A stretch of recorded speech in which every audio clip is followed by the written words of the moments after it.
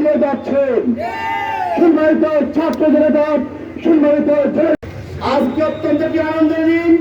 1977 সালের 6 ফেব্রুয়ারি বাংলাদেশ ছাত্র শিবির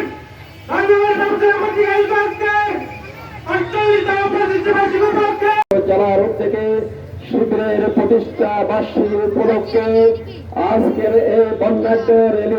যদি দুনিয়ায় শান্তি কল্যাণ পেতে চায়, আকারে মুক্তি পেতে চায়, লহিতে লহিতে রাজপথ ইসলামী ছাত্র শিবিরের 48তম প্রতিষ্ঠা বার্ষিকী উপলক্ষে ছাত্র শিবির বাংলাদেশের সকল শিক্ষা প্রতিষ্ঠানে সকল এলাকায় এমনকি ছাত্র শিবির রাঙামাটি জেলা শাখার উদ্যোগে আয়োজিত আজকের 48 সম্মানিত উপস্থিতি 234 জনের রক্তস্নাত উপস্থিতি এ পর্যায়ে আমাদের সামনে বক্তব্য অনুরোধ করছি অ্যাডভোকেট হারুনুর রশিদ।